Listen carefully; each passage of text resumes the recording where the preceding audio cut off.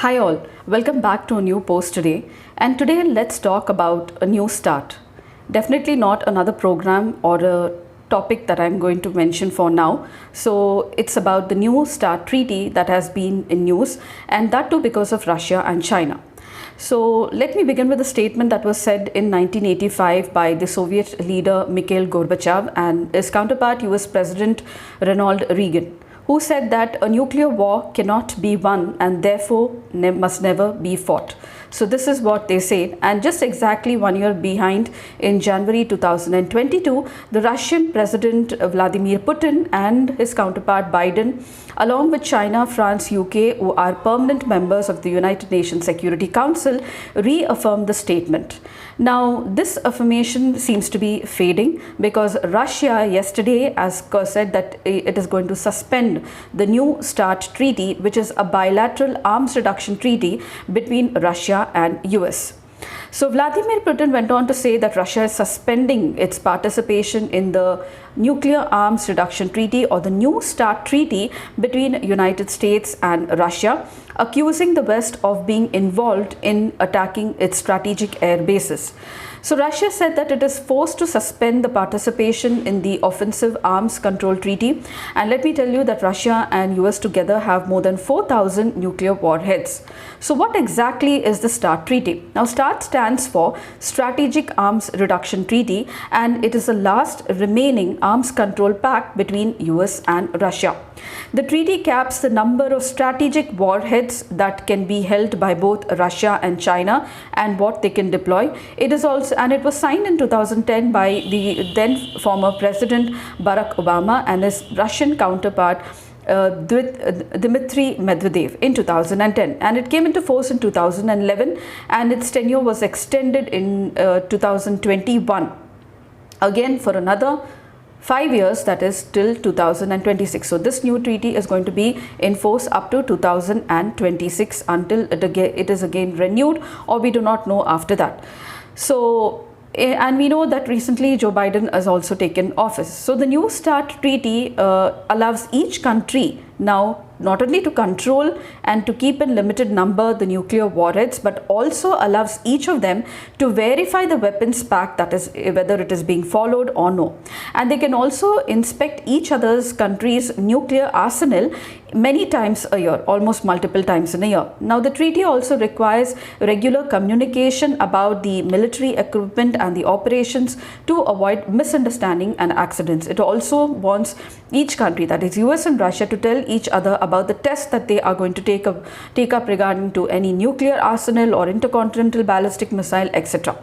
So under the agreement, Washington and Moscow has committed to what? Let's see, what are they actually committed to under the treaty? It says that they will limit their warheads in each country, that is what Russia possesses and what US possesses. 2, it will allow each other inspection to ensure that the limit which has been agreed to is followed and maintained, and deploying not more than 1,550 strategic nuclear warheads and a maximum of 700 long-range missiles and bombers. Now, the treaty also places a limit on 800 intercontinental ballistic missiles in deployment, and each side can conduct up to 18 inspections of strategic nuclear weapons sites every year to ensure that the treaty is not breached by either US or Russia. And let me tell you that the inspections haven't been done since 2020 because of the COVID pandemic, because of the protocols that were needed to follow. Each country did not allow each other's persons to come and verify the arms in either Moscow or Washington. And talks between Moscow and Washington on resuming the inspections were due to take place last November in 2022 in Egypt, but Russia then postponed them, and neither side has now set a new date for this.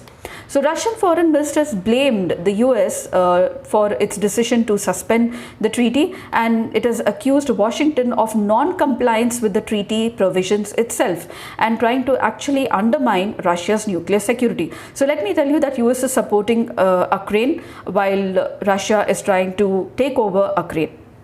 So it said that the provisions are becoming one-sided, and that is the reason it's favoring mainly US and not Russia. And therefore, it found US violating many of the provisions of the treaty, and this is the cause, or one of the causes, of Russia now suspending the treaty. Now let me tell you, Russia is only suspending the treaty and not terminating it. So suspension means a timely break on its adherence. We do not know for how long, but terminating means completely pulling out of the treaty as a whole. Now the decision to suspend the participation in the New START treaty can be reversed, and this is what the Russian foreign minister said to Washington. So it said that the decision of suspension can be reversed, but until and unless Washington actually shows the political will and makes a good faith effort to actually generalize in de-escalation and also stop supporting Ukraine in supplying arms and ammunitions.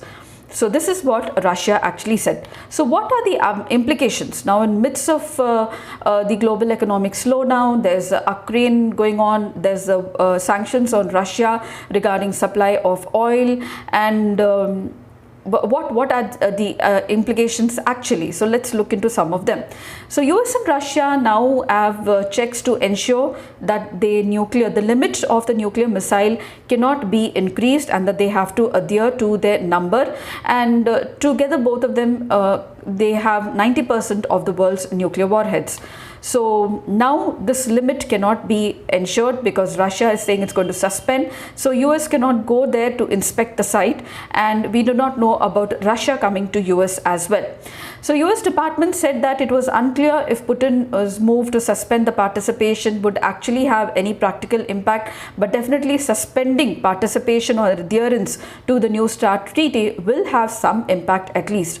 Now, suspension of the treaty is not equal to leaving of the treaty, but therefore building up or increase in the nuclear arsenal is definitely doubtful, because Russia hasn't still not stopped its war on Ukraine, and it's still going on, and US on the other side is helping Ukraine. So we do not know about either sides having the nuclear arsenal number adhered to, or there will be increase in supply. We do not know, and this might happen as well. Also, suspension can be fewer opportunities to actually verify how many warheads either Russia or the US is having.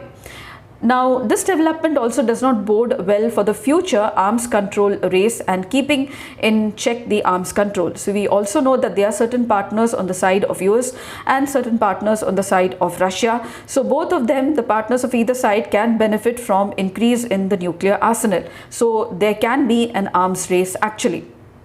So do we really have an arms race now? For present, yes, because there is a war still going on in Ukraine. So we definitely are not in the midst of a nuclear arms race, but we are definitely in the midst of an arms race. And we can see that when US is supporting Ukraine and Russia is acquiring more arms to carry on its actions in Ukraine actually. But it's very concerning that the last treaty, which is actually governing the nuclear war weapons between Russia and United States, that is in force now, is being suspended, and it's just only few more years, that is 3 years left for the treaty to end. And in the midst of this suspension definitely is a warning to the world around. So it's a strain now, because in 3 years the treaty is going to expire and there is no dialogue on US and Russia. There is no inspection. It has been suspended since COVID. So there is no real data on how many arms and ammunitions with regard to the intercontinental ballistic missiles or any other strategic missiles, especially nuclear warheads, that Russia and US have. Now, the State Department's 2023 New START annual implementation of US report found that Russia was not complying with the treaty because it did not permit US also, on the other hand, to conduct an on-site inspection. It also did not convene the meeting of the bilateral consultative commission of either side to inspect the places in US and Russia. If Russia halts the data exchange and notifications that are required under the treaty, and in addition to the on-site inspections and meetings of the BCC, that is the Bilateral Consultative Committee, it would become more difficult to verify Russia's compliance and treaty limits. And this is also the same on US as well, because both have been on war lines since quite some time. Now, this will also eliminate the important sources of transparency that usually came out when both of them adhere to the treaty, predictability, and also regular communication between Washington and Moscow. So, which is now going to be seen to be suspended for some time. So, Putin has halted Russia's participation in the nuclear treaty just one day after President Biden visited Ukraine.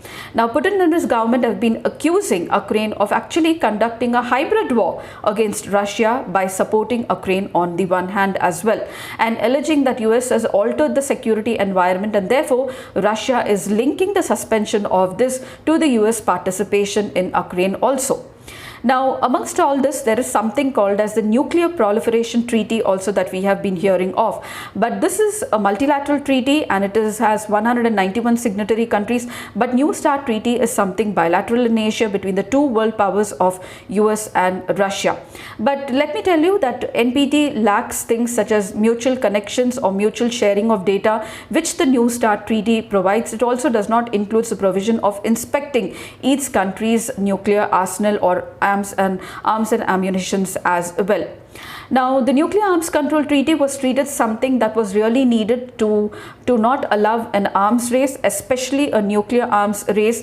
And now Russia saying that it's going to suspend the adherence to the New START Treaty just 3 years before its ending without any dialogue since the COVID times is actually creating another escalating geopolitical condition in the international arena. Only the days to come will say what the suspension of the treaty will do from the Russian side and what it means for US and the world over.